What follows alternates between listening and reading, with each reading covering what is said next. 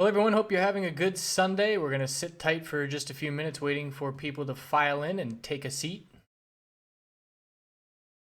We're going to be looking at Bitcoin, Ethereum, Litecoin, EOS, Neo, ICX, BNB, OMG, WTC, and Nano. And we'll do some Q&A as usual at the end. I'll fix the lighting here in the background next time. First time streaming from this spot. I'll find a spot that's more favorable eventually.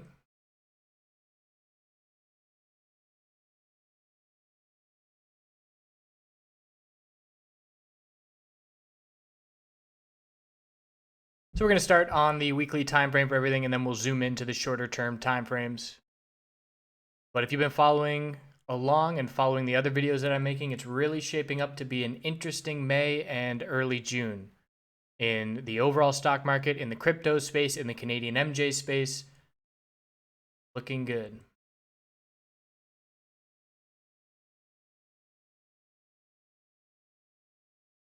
Yanni was great. Forgot to upload a video of Yanni.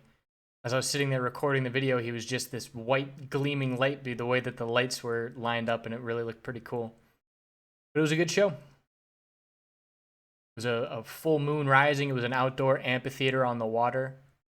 Pretty ideal setting. And I'm officially in Florida for the next 5 months at least. Then I'll probably want to bounce around again. Springtime in Colorado sounds nice. We'll see. All right, where's everybody from? Let's do that, and then we'll get going. Got a couple minutes to go here until 5 p.m. on the dot.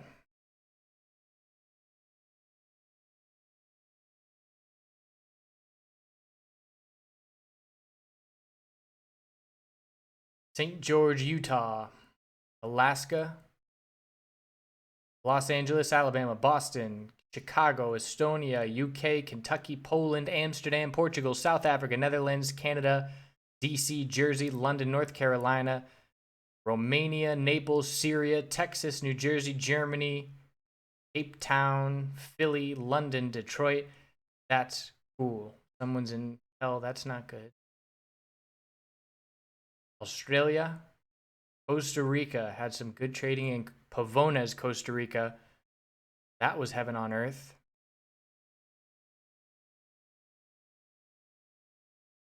I was in Pavones, Costa Rica when the first US MJ boom really took off in 2013, 2014. And just being on a little shack on the beach and just clicking buttons and making those kind of gains is just wild. Talk about freedom.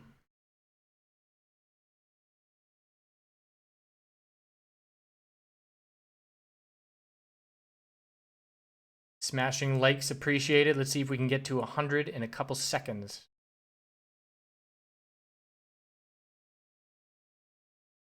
Let's run that thumbs up. 30 more seconds.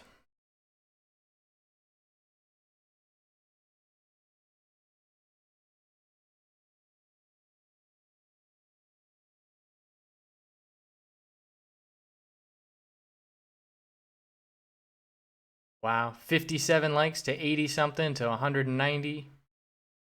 Can't even keep up. That little girl, Safaria, is not my child. That is Chart Gal Dinsey, who helps us out, and she honestly, she has, out of anybody that I've ever taught, she is mini me.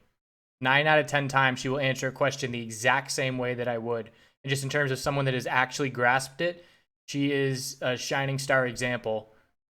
One of our former members and now moderators that is just ideal picking up of information in terms of exactly my style. All right, let's get into it. Bitcoin first, weekly time frame. So I'm going to start with all of these charts naked, and we're going to go through how I would draw the lines as always, support and resistance lines, looking at the tightening pattern, higher lows and lower highs. We know we are watching this equilibrium pattern on the weekly time frame. And earlier in the week, we had a big upper wick of profit taking, and it looked like we were going to form a bearish reversal candlestick on the weekly time frame. That's no longer the case. So we're about to close this week and it's not a bearish reversal candlestick. So that's important to note. And now we are looking at where's our lower high going to be? And the daily time frame is not giving us any indication that our lower high on the weekly time frame is in just yet. I admittedly jumped the gun slightly. Certainly didn't make any decisions based on that, but I did jump the gun in saying, okay, it's likely that our lower high is in just after that one big red day that we had on the daily time frame. So daily time frame, when this big red candlestick and the volume climax occurred, I said it was likely that our lower high is in, and that's still potentially the case. It just doesn't look, I'm not as confident with where we currently stand right now. But what we do have forming on the daily time frame is our high, the low of the initial pullback, and then we have a lower high potentially forming now. So we went from an equilibrium on the hourly time frame to an equilibrium on the 4-hour time frame, and now we're going to a potential equilibrium on the daily time frame, especially if we pull back and head back down towards 9,000. So that's something to potentially be watching for. We are riding the exponential 12-period support on the daily time frame up. This is still extremely bullish consolidation. Sideways consolidation after the last couple weeks that we've had for Bitcoin favors the bulls. So that's what we're seeing. And it's not even sideways, it's a slight uptrend. And we are heading into this week with the bulls still hanging on as the bottom line. So the 4-hour time frame has to lose higher lows as signal number one that the daily consolidation is going to take us back down towards 9,000 and the upper 8,000s. And we can see the very clear 4-hour higher lows that we're currently working with. 1, 2, and we just formed another. And look at these inside bars. So if these inside bars break bearish, I'm looking down at 9,064, 9,000 psychological, and then 8,863 as the next support level. So how these 4-hour inside bars break tonight is going to very likely dictate momentum overnight tonight. And that break is likely to occur this current candlestick, which still has 3 hours left to go. You can see things are getting very tight and the volume is dropping off. The 4-hour time frame would be my guide in terms of what direction are we going to be heading tonight. If we get a bull break, we're looking at 9,512 and then the top of the bounce move of 9,763. If we get a bear break, we'll go down to those support levels that I just highlighted. That's pretty much what there is to be watching. You can get some more details if you want. The hourly time frame, tight. 15-minute time frame, real tight. But I like it better on the hour or the 4-hour because it's just simple inside candlesticks, and we've certainly worked with those many times before. And we'll see a break sooner rather than later. We're on the verge of a bearish MACD cross. So all in all, where we stand right now, I'm all cash. I got stopped out of a partial ETH position. I'll show you where in just a moment. But I'm all cash, and I'm not looking to make any entries here. You could make a possible bull entry on a 4-hour inside bar. Personally, I don't like that entry for myself. It's just not giving the kind of risk to reward setup that I'm looking for. And it looks like I'm just going to be patient as we head into the start of this coming week. And ideally, what I would like to see is consolidation on this daily time frame, get us to a really tight equilibrium pattern and give us a clear break. And honestly, what I wouldn't mind seeing would be for our weekly lower high to be set sooner rather than later, so we can hurry up and consolidate a little bit, set another higher low, and then look for that break sometime in late May, early June. So Ethereum is very similar to Bitcoin in this standpoint, starting with the weekly time frame. And we have a very significant bounce from the low of consolidation. And we're going to be looking to set a lower high because anything under 983 is just a lower high. That's the last bounce attempt that we set. We knocked back down to lower lows. Now we're bouncing again. Anything under that level is just a lower high. And we're going to have to see a higher low and a higher high on the weekly to change this trend back in favor of the bulls. So it's not an equilibrium pattern like it is on Bitcoin and Litecoin, but it is a significant bounce that has us very likely to form this higher low once we do consolidate. And that will be a potential entry point for people that missed this move longer term. And they're sitting here saying, being very patient. There's nothing wrong with that because I don't think this price is going to run away without them. And I do believe that we will have an entry opportunity here in May on some healthy weekly consolidation. Another point that I want to make on Bitcoin before we continue on Ethereum is, remember yesterday's video, the 4-hour time frame where I said that bull break of the equilibrium pattern wasn't under favorable conditions because we had already run for 12 hours and I would have liked to have seen a lower high, higher low, and then a break. So I didn't make an entry on that move. That's the same scenario where we stand on the weekly time frame. If this weekly chart from where we stand right now were to break 11,700, I wouldn't like that as a clear entry signal or a clear bull signal because we've already run thousands of dollars to get to that point. So that's why I want to see a weekly lower high and then a higher low and see this range continue to tighten more, because it's the difference between the two different equilibrium reactions we had, where the first equilibrium we had here a couple days ago gave us that nice solid bull move and really nice follow through because of how tight we got. We literally couldn't get any tighter and we got that follow through. This current one that we got that bull break on, the 4-hour time frame, there wasn't a lot of follow through, again, because the bulls already tired themselves out. Imagine it, like a race, and let's call it a horse race. The horse is coming towards, a critical home stretch after already burning all their energy when they break resistance. Whereas if, they're reserving that energy and getting tighter and tighter, and then they hit the home stretch and explode, that's what we're looking for. So I do want to see, even the long-term bulls, if you're looking for a really significant bull break, you want to see a lower high on the weekly and then a higher low again before we get this weekly break. So Ethereum, looking for the daily time frame to give us some signals that the weekly lower high is set, and we do not have those yet. There are no signals because the bulls are maintaining control. I'm currently watching the high of 711 and the low of consolidation of 578.75. And we are seeing a little toppy action on the daily time frame. Again, the same scenario where we could have our high, low. This might be our lower high, and then we'll pull back and form a higher low. If this daily time frame starts forming an equilibrium like it's potentially shaping up to form, then we could stay within this pattern, I would say all week, really, another 5 days or so.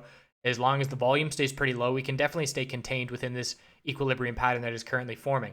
So signal number one that this daily lower high is being set on these big three will be when the 4-hour higher low pattern is lost.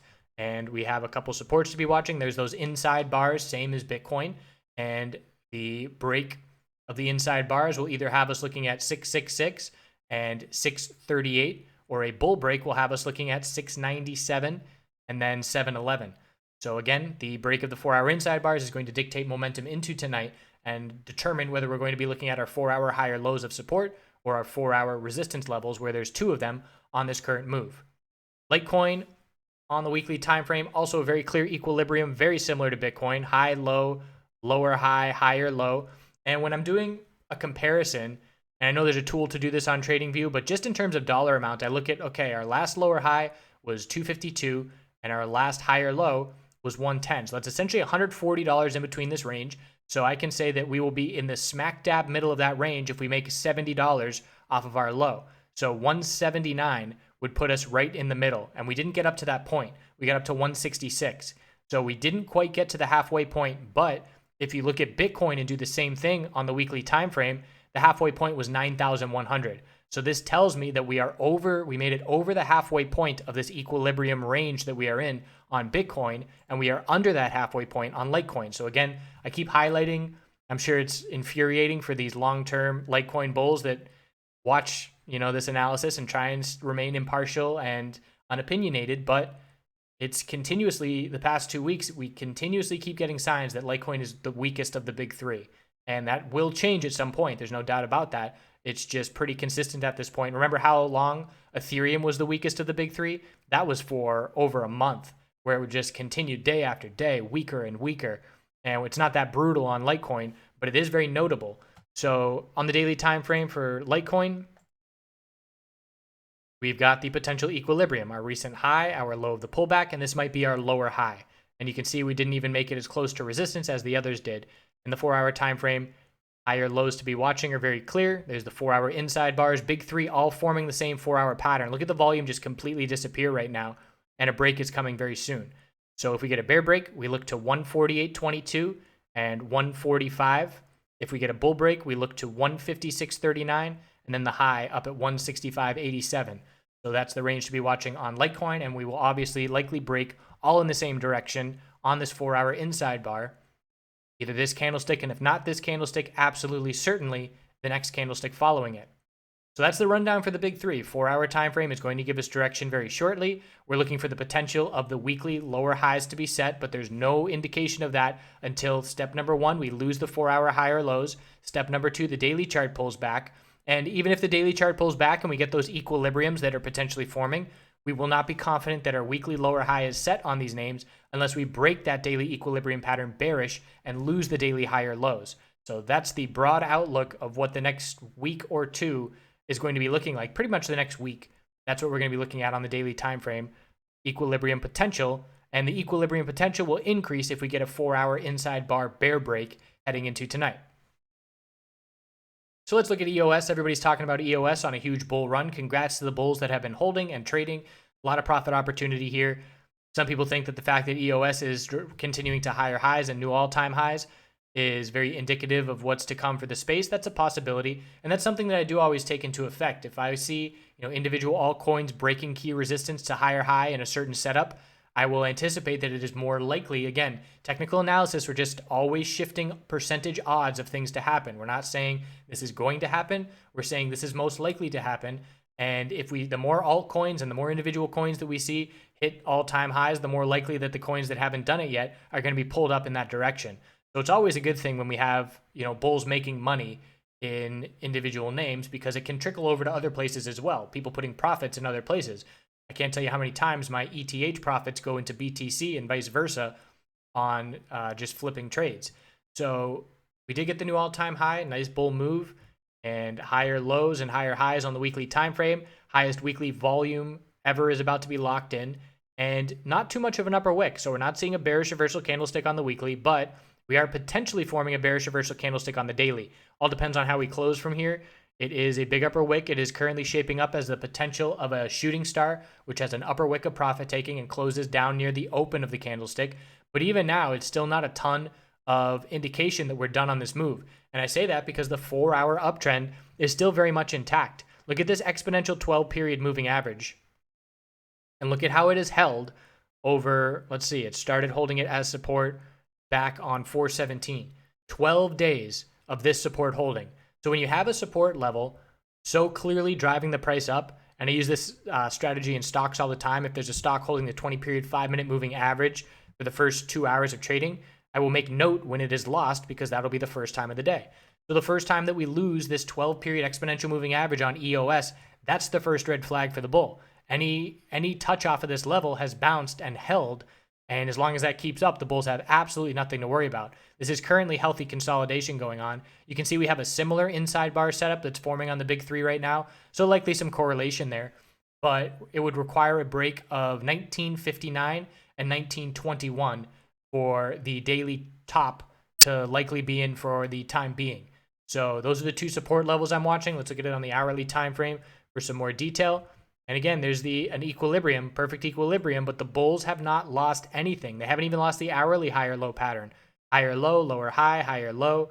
And looking at the range right now, 1959 support, 2146 resistance. That is the range to be watching on the shorter term time frames. The volume is dropping off, as is common with the equilibrium pattern forming, and we are going to be looking for a break soon. I would say tonight. Let's see, tonight on the East Coast, it's 5 p.m. 12 hours will give us 5 a.m. Certainly expect a break within 12 hours. That's going to dictate short-term direction. So congrats to the bulls. If you're still riding this position, I would be using this hourly equilibrium as my stop personally, because we have run so significantly. The daily RSI is off the charts, up at 89, and the 4-hour RSI has cooled off significantly. So there is possibility that this move is not done just yet, but risk to reward on every leg up shifts to favor risk more than reward for bulls, which is why I personally would continually walk up my stop loss to ensure that I lock in some profit. NEO on the weekly time frame, pretty similar to Ethereum in the sense that we have our high, low, lower high, the bear break occurred to a lower low, and we have a solid bounce playing out, no doubt about that, but we're not going to change the trend unless we break 146, which is not likely on this attempt. So 146 is resistance. Support is 44, and we're in the middle of this range. So what would be the middle of this range? Let's see, 44 to 146, $102, $61 off the bottom would give us 105. We're not there yet. We have to get to 105 to be in the middle of this range, which is ideal for where the bulls want to be. But they're still strong. The daily chart is absolutely still all bull. Look at that volume. Look at that leg to the upside now. So this right now, looking at this NEO chart, I look at this chart, like I just said, and now I think, okay, that might shift the odds. This was the same daily setup as Bitcoin, Ethereum, and Litecoin right now. That might shift the odds a little bit that we get a bull break on these other big three names if NEO's getting a bull break in anticipation. Doesn't mean it's a sure thing, but it does shift the odds in terms of my interpretation of what I'm looking for to happen just a little bit. So the next resistance we're looking at on NEO is right up here at 94.55 and then 100 psychological. And the last support is the daily higher low of 68.10. We want more support levels. We use the 4-hour time frame. Inside bar bull break just occurred. So the low of that inside bar, 85.31 is support, and then down to 76. And if you want even more support, there it is on the hourly. So a nice little hourly bull flag, and then continuation. Look at the bull volume compared to the bear volume. There is no bear volume in the last 24 hours. All bull volume, very significant candlestick.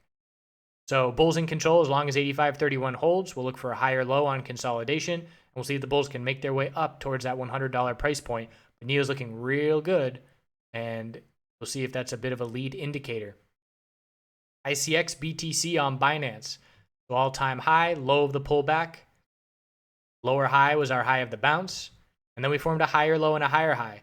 So the first bounce, we know we're not going to change the trend. It's way too much of a distance that the bulls would have to cover.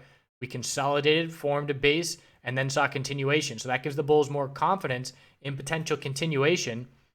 And we are now looking at resistance of 5249. And then after that, there's not a ton nearby. I have to look at the daily chart for the next resistance levels. So after 5249, I'm looking at 537 and 5599. Might as well call that 56.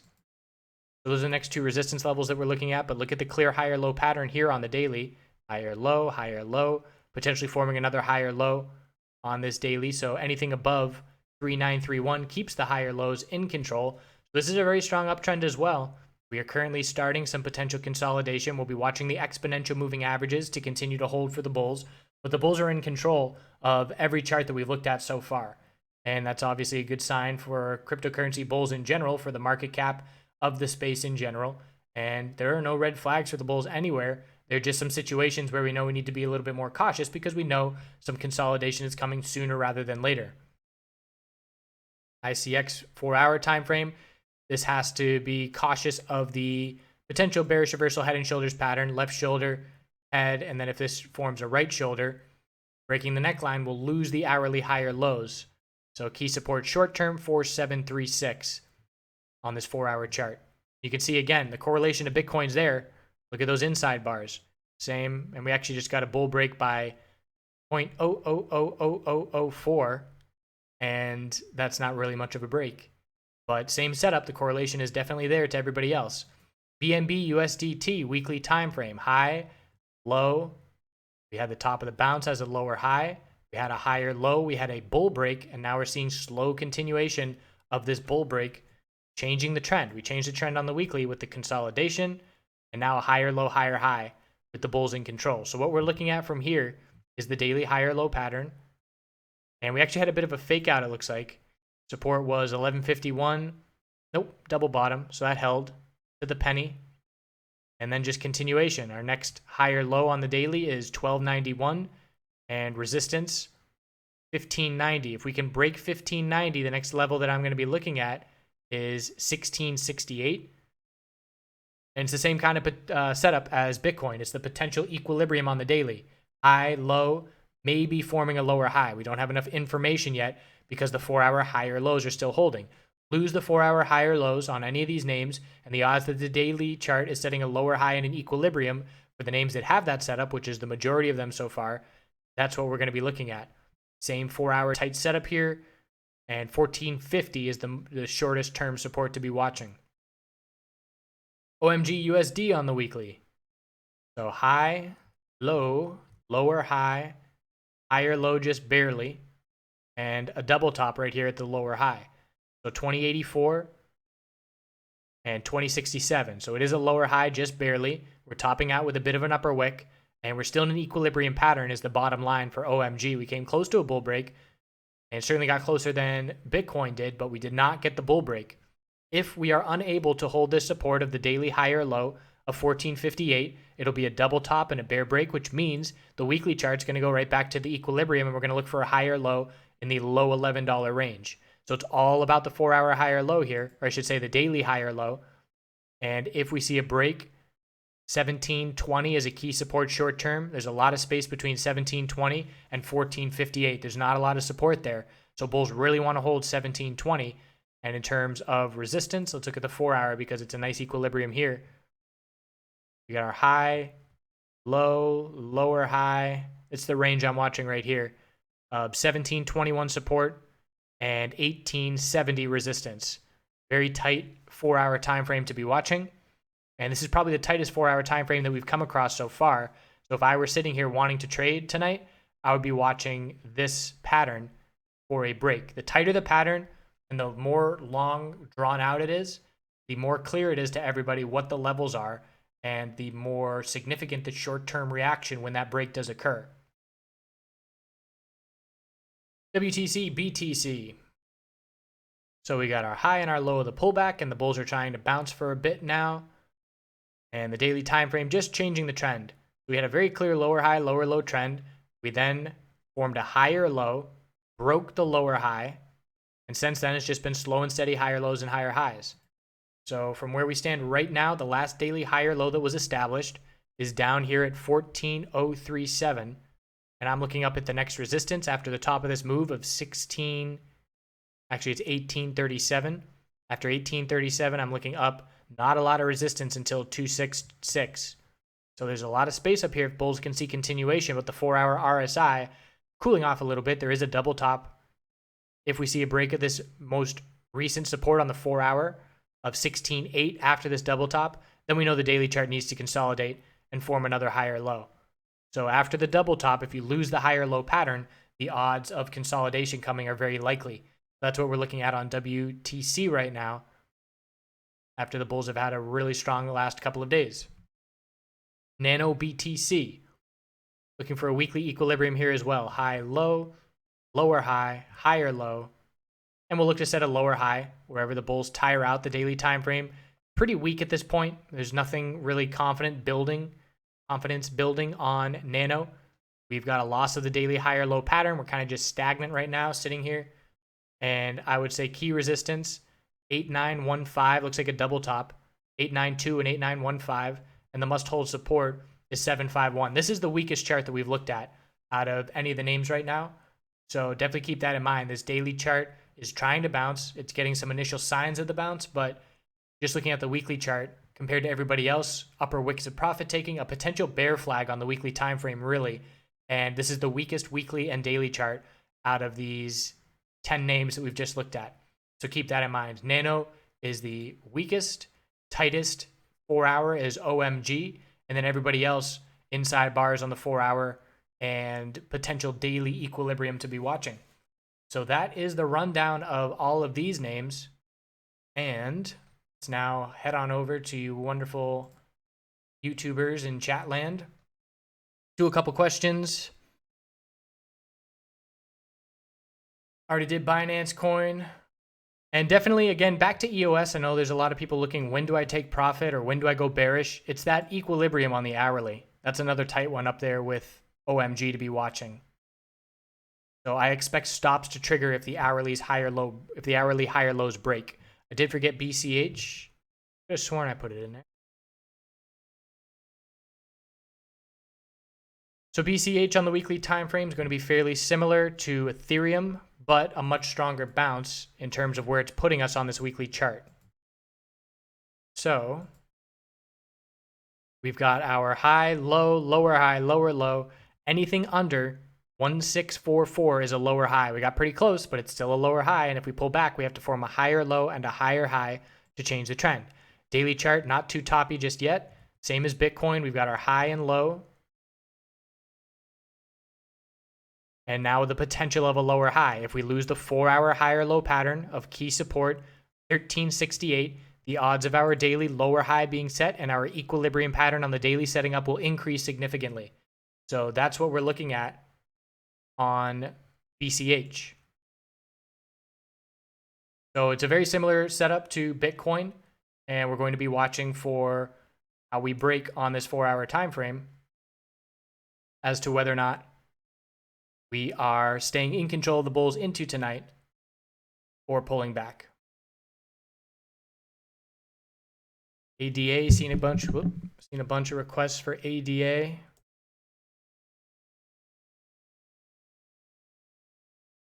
ADA on the weekly time frame, solid bounce off support. Look at the volume. Look at the bear volume compared to the bull volume on the bounce. Very significant. So at this point, though, the bulls have to be tiring out 6 weeks of green in a row. We have to be cautious of that.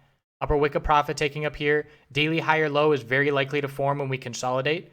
So the last low was 291. Even if we pull back here, anything above 291 is a higher low. So the daily higher low pattern is not going anywhere anytime soon.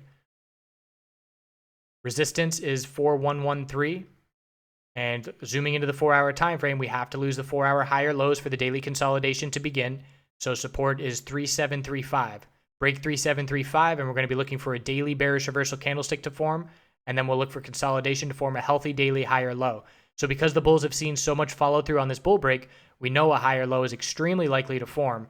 So that's the kind of scenario that the bulls love to be in, where best case scenario, we see continuation.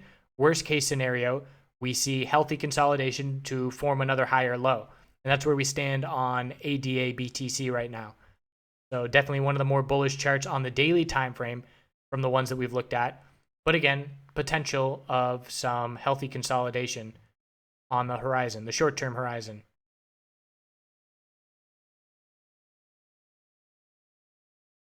Encash.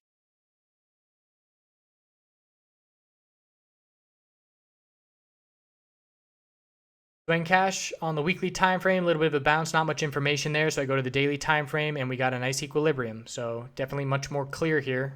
High, low, lower high, higher low, and a potential lower high now. So key resistance, 5-1. Key support, 425.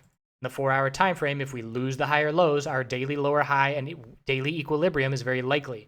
So support is 464. Lose that level, and we're going to be looking for this daily equilibrium to continue tightening. This is one where I look at this chart, and a lot of people say, how do I know what to play? There's so many names to play out there. There's so many setups. I made a member video in terms of my game plan every morning and how I set up, but essentially what I'm doing is I have a list of 20 stocks that I'm looking at, and of course the big 3 every morning, but I go through the same stocks every single morning, and then I go through them again at night, so I always know where they stand, and I know what their setups are on their charts just in my head. And once I go through those names, I can pick out and say, okay, we have an equilibrium forming on Apple on the hourly time frame. I'm going to watch that pattern.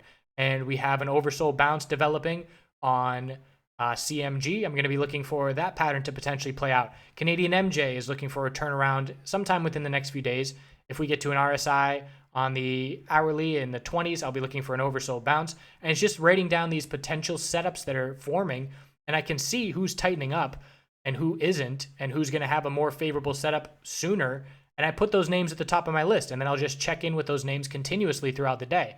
So I look at this chart on Encash, and I say, okay, the daily chart, if we top out and lose the 4-hour higher low, and the daily lower high is likely, I know that through the next week, I need to just check in on Encash once a day, because this daily equilibrium is not going to break anytime soon if we do continue to pull back. But I know that by the end of this week, we'll be getting real tight on this daily equilibrium pattern. So again, I'll just have a notebook next to my computer, and I'll write down this name, and I'll just continuously check in on it a couple times a day and say, okay, do I need to be getting ready, or is it continuing to stay in its tightening pattern? And that's how I keep track of the trade setups. And that gets you really in the zone in the sense that you're watching the same ticker as it develops in the tightening pattern day after day. And then once the break occurs, you're just ready and waiting for it. And I'm sure you all remember, if you were watching back when, that's what we were doing for Bitcoin back here. On the daily time frame, this equilibrium that launched this bull move, we were just sitting here patiently waiting. We knew we were getting tighter and tighter. We knew a break was imminent. We knew the key levels, and we just waited. And we checked in, every day, a couple times a day. And then once the break occurred, there was a lot of profit to be had. So waiting for the trade to come to you is a situation that Encash is in right now, where we're tightening up on the daily, and we're going to be looking for a break of the tight pattern in about a week or so. Tightening pattern is not always the best thing to watch out for. There's so many different trading setups. I love the oversold bounces. I'd rather have 4-hour and hourly RSI under 20 on Bitcoin right now. That's just me personally. I would make more money that way. If equilibrium patterns breaking is my second favorite kind of trade, blue sky breakout is another kind of trade. Remember when Bitcoin was in blue sky breakout mode and we would just buy in at the new all-time high, and it was just like clockwork, free money? But those are the 3 clear plays that I like: equilibrium, blue sky breakout, oversold bounce. Those are the most clear, highest risk to reward for my trading style. So I wait for those trades to come to me rather than going out and trying to find setups that aren't really as favorable. So let's go to Ethereum. I talked about how I got stopped out, and that's because I entered a setup that wasn't entirely favorable, and it was a slight amount of FOMO that got me into the trade because I knew I wasn't going to be watching for the next 10 hours of night. And I didn't want to, I wanted a piece if the bulls were going to keep running because we were holding the hourly exponential support. So I did make an entry in the upper 680s, and I put my stop loss. If we lost the hourly higher low pattern, I would be out. So I did get stopped out shortly after, 4 or 5 hours after, and now back to all cash, but price pretty stagnant around where I got stopped out at. But that was just a scenario where it wasn't one of those 3 setups, and it was the kind of setup where, okay, I'll risk giving back a little bit of my profit on the week to give myself the potential. If we do see a breakout and continuation, I want a piece of that pie. I want a piece of that action. So definitely that's a lesson because I took that stop loss, that small loss. That's a reminder to me saying, okay, you've been on a win streak, trying to play that momentum, chill out now. Don't give back these profits by getting in unfavorable setups and wait for the kind of setups that you like to come to you. I use just regular old RSI levels for scaling in, and usually it's Bitcoin in the upper 20s. Right when it breaks 30s when I start paying attention. But on the downtrend, we would get to the low 20s for a move, but we're no longer in a downtrend, so that's going to shift a little bit. So on a downtrend, maybe 20 is the level to look for, but on an uptrend, maybe it's 25. So we do have to adjust our levels slightly depending on when we're in an uptrend or a downtrend. Let's do some Q&A now, not related to tickers. I'm sick of going over tickers after going over a dozen now. And if you have just any questions on technical analysis in general, there are definitely videos on equilibrium setups. And if you just watch these videos every day, you're going to see me talking about equilibrium so often and pointing them out so often that you'll get it eventually. I don't short because I'm trading on GDAX. I do not trust my capital on other exchanges. I don't have the ability to short right now.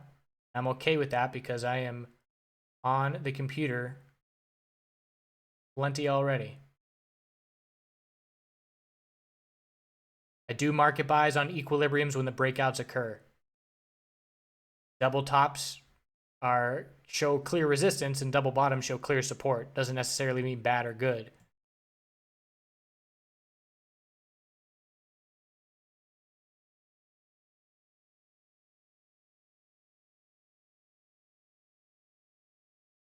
So like I said, a tip for you establishing your own game plan is pick 10 tickers that you want to look at, and every morning when you wake up, go through those tickers, look at the daily chart, look at the 4-hour time frame, and move them around. Put the ones that are closer to a bull break at the top of the list. When I'm done this video tonight, I'm about to go over the USMJ sector, and I'm going to look at a dozen tickers that I've never looked at before, and I'm going to order them in position of opportunity. If I see a clear equilibrium, I'm going to put it to the top of the list. If I see, a clear chart setup where we're in an uptrend, I'm going to put it to the top of the list. If we're seeing a little bit of bearish action and it's not really clear, it goes to the bottom of the list. So I organize what the more clear setups are, and then I just continually track them day after day. Every morning, afternoon, and evening, I will check in with those tickers and to see how they have developed. And even if you're not making trades that way, you are watching how the pattern plays out, and you're watching how the candlesticks play out from one time frame to the next. And that's how you get in the flow of things and get very comfortable watching how things are developing when you're doing it consistently. If I were to jump on, once a day or once every few days, I'm going to feel lost. It's going to be really hard to have a feel for what's going on. Whereas the more you're looking in and checking in, the more it's one consistent timeline. So rather than being a choppy timeline, missing, a bunch of action in between, you have a nice, consistent, smooth timeline that you're able to follow more clearly. I absolutely factor in the order books with my buying and selling where I place my orders. Current wait list is 3,000 people long. Those people that finish the courses go to the top of the list because the transition into the chat room is a lot smoother. We do let in, 3 or 4 people from the list every day. We just don't want to open the floodgates and let in 500 people and have the chat room be chaos with people not understanding how we organize things and how we do things. It would make things very inefficient for all current members if we did it that way. So this slow trickle in for people to understand how we do things and to get a feel for it has really been working well. And I know it's not ideal for people that are on the wait list, but The people that do finish the courses, it's almost like we're speaking a different language, technical analysis. And if you take the courses, you've already passed technical analysis 101. You can come in and speak the language with us. Whereas if you're starting from scratch and trying to come into the chat room, it takes a lot longer to adjust, which is why the courses being the precursor are ideal. And that's why we move people to the front of the line that do that. I definitely use rule of thumbs. If a chart RSI is over 70, I'm not going to be buying. If it's under 30, I'm not going to be selling bearish.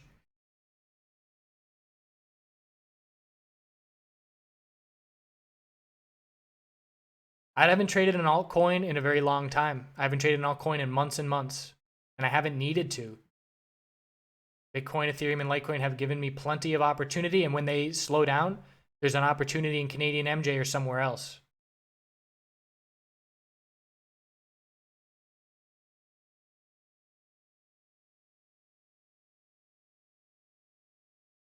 Doug Polk doesn't want to talk, so I'm going to do my own poker video eventually. Poker, how poker is similar to technical analysis.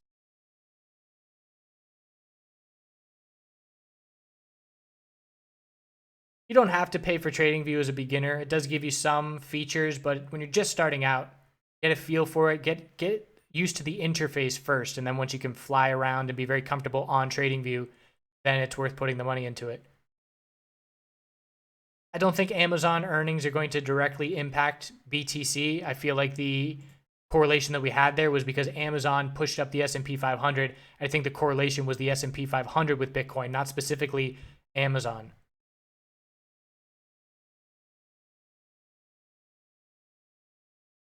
I go all in on my account all the time. If I'm very comfortable in the setup, I go all in.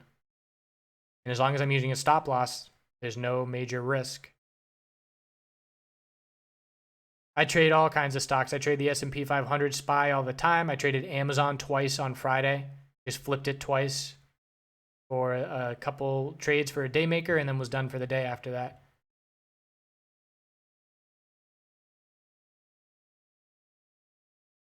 For keeping track of trades, I personally these days I just write down every day where my accounts are at. If you're trying to track individual trades, I have done the Excel sheet before, and I just do entry, exit, stop loss, profit or loss, and then a note. You know, if I want to put a reminder for that setup or how it played out or something I learned, that's how I kept track of my orders. And you definitely want to be keeping track of your orders. It's very hard to learn from your mistakes if you're not keeping track of your mistakes. 12 and 26 EMAs. If you're going to use stop losses, you are going to get stopped out and it is going to run without you. That's going to happen. But the amount of times that it saves you from giving back money is far worth it in my opinion. So when that happens, when I get stopped out and then it runs, I could care less, to be perfectly honest, because I know that that's a tool that I use all the time. Think about a seatbelt. A seatbelt is uncomfortable at times. If you're dripping sweat in 85-degree weather and you got your seatbelt ringing on your shoulder, you know, it's not enjoyable. But that seatbelt's going to save your life one day, and I would never drive without it. So it's the kind of thing where, yes, it's going to bite you sometimes, but the good outweighs the bad. Remember, we're thinking long term. I'm thinking about doing this year after year for over a decade. And if I can keep my losses small and have my winners more than my losses, I'm going to be successful doing this long term. And I'm not going to be able to keep my losses small if I'm not using a stop loss. And it's also very important to learn when to get back into a trade. Just because you get stopped out doesn't mean I'm done with this trade now.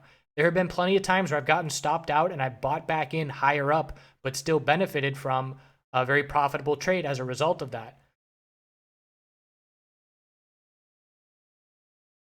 I've never gotten stop buys skipped over on GDAX. The only time that'll happen is if your limit is too tight.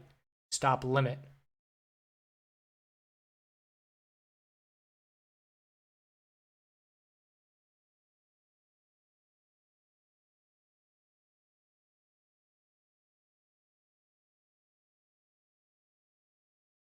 Honestly, I don't think the US dollar is going to collapse anytime soon. People have been looking for the US dollar to collapse for decades. I'm very comfortable sitting in US dollars. I place the stop loss after I buy. You can't place it before you buy. I do trade 3 times leveraged ETFs pretty often. Favorite MJ stocks long-term, WEED for the Canadian sector. And I'll go over some US names in a video later tonight.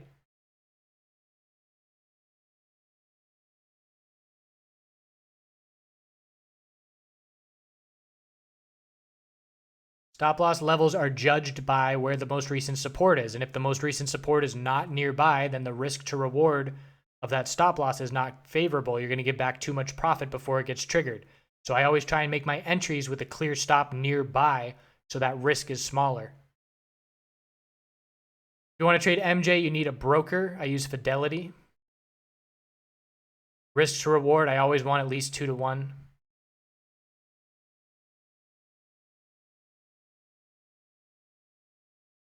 I don't trade on my phone. It's an absolute necessity for me to do that. It's a disadvantage. We're playing a game that's hard enough. If you're doing things that shift the odds against you even further, it's just a disaster. If you're extremely comfortable with your phone, that's great. But, I mean, compared to 2 monitors with a giant chart in front of me and a keyboard where I can type in numbers, it doesn't compare. And so I would rather not trade than trade on a phone because, again, it's just putting those odds against me.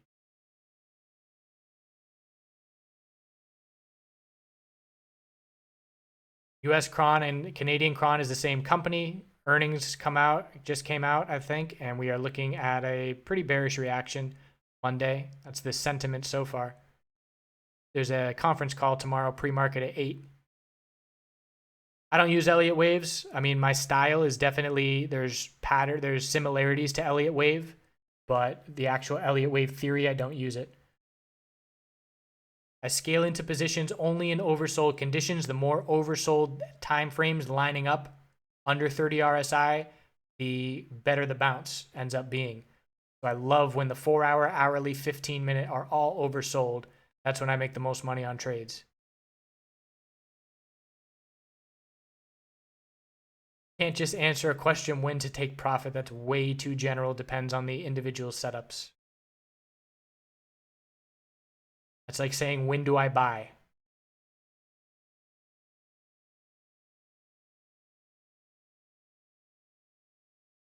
Profit taking, again, I say it in every video, don't try and hit the top. It doesn't matter if you hit the top. If you get to a point, like right now, EOS. Let's look at EOS on the daily time frame. I think I got rid of it here. But this is a scenario where if you are taking profit in EOS, you're going to be able to buy in cheaper. This daily chart, without a doubt, 100% is going to drop back down into the mid-teens. Even if we continue and run up to 25, we're coming back down to the mid-teens. We are overextended. We will consolidate. So I would have no problem scaling out here, scaling out at $18, $19, $20. I don't care if I time the top because I will be able to buy in cheaper. It is extremely likely that that is the case. So lose the trying to nail the top thing, lose the FOMO.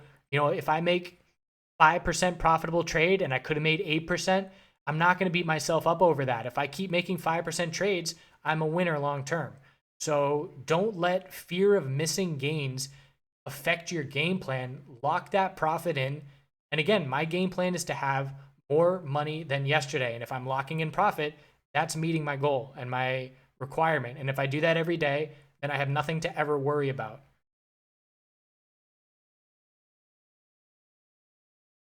I do not short cryptocurrency at this point in time. I will someday, but not now. I short stocks. I do not still play any poker. I can't possibly be in front of the screen any longer. Judge my entry on an oversold bounce play by historical RSI levels. I look at the 4-hour time frame. I say, where has the RSI bounced in the past?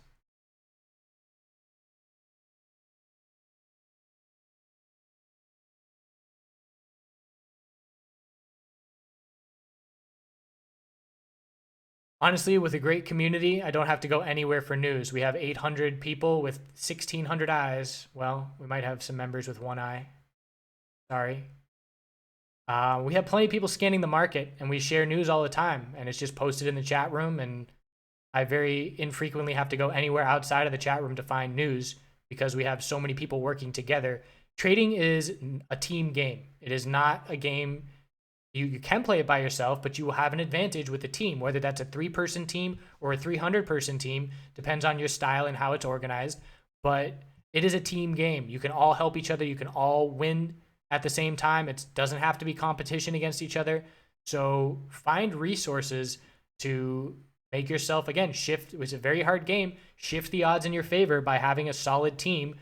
You know, there's trading groups out there that'll have 5 members. They'll have one person on Newswatch. They'll have one person looking for oversold bounce plays. This is just a rough example, but everybody has a role and they share and compile their information, where individually that would be very overwhelming to do and very time consuming. If markets did not exist, I would be an organic farmer.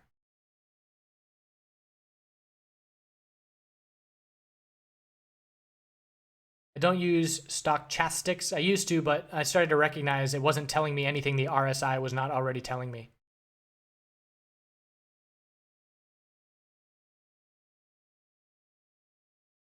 Got a long background. I'll write a book someday. Want to waste everyone's time. A lot of people have already heard it already.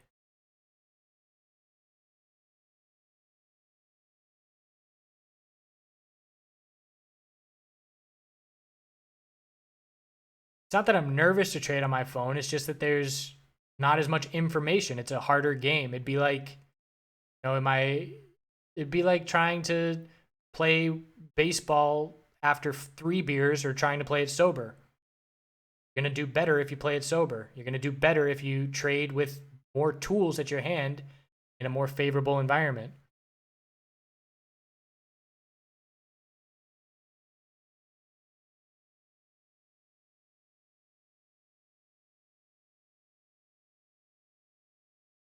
Why do I teach people? Just because I like helping people. It's just, it's probably my highest purpose in life, and I feel the most fulfilled when I help people. So, what I do.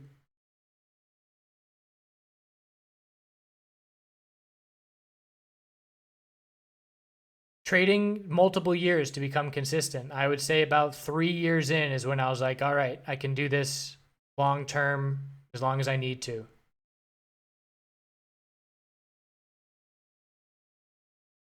I was fortunate enough to have built up enough capital swing trading before I knew what I was doing to be very comfortable learning day trading, and I haven't had a job since high school. And I took the time during college to learn because college didn't really teach me anything about trading.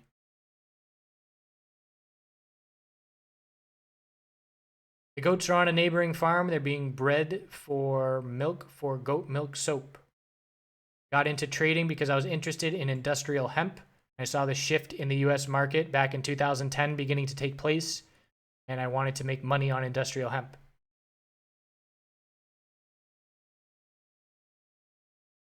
I don't even want to talk about the tax situation. The amount of bombs that I just bought is pretty disturbing.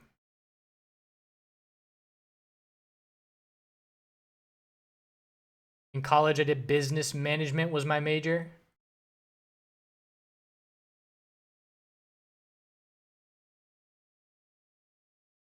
Four-hour inside bars close to a break here.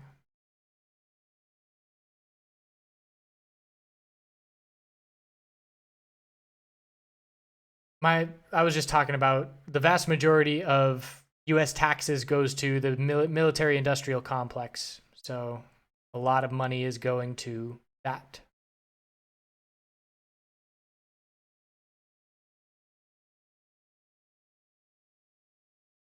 Orange is my favorite color.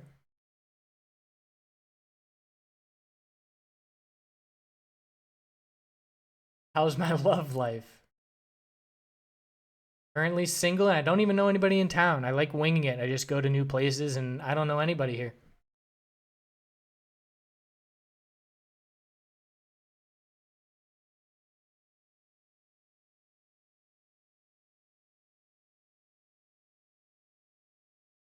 So let's see. Let's wrap it up here. Do good things. Something.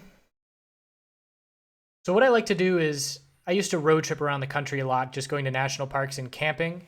And when I was doing that, time really slowed down. Time is all about perception and whether it's fast or slow. And I really enjoy life and I like it a lot. So I want it to be as long as possible.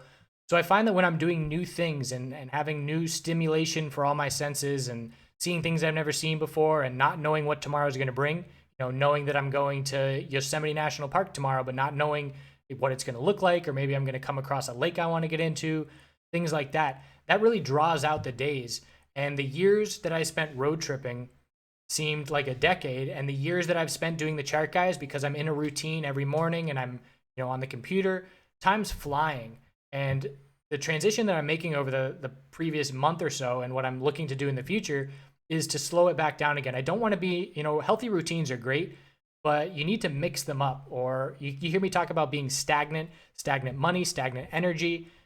We always need to be striving towards bettering ourselves, striving towards improving our situations to what we want, getting what we want, and working towards goals. So what I'm looking to do is to begin traveling a little bit more while trading, to get those new experiences, to slow down time, to have more enjoyment. And I'm going to be bouncing around from places, 2 months here, 3 months there, and just traveling. So getting comfortable doing that is definitely something that I need to incorporate into my routine, because if I'm not comfortable, my trading is going to suffer. So that's definitely a factor that I'm working on, and I'm experimenting with myself. How much can I bounce around while remaining comfortable? Can I go to other countries and still feel comfortable? What's the internet connections like?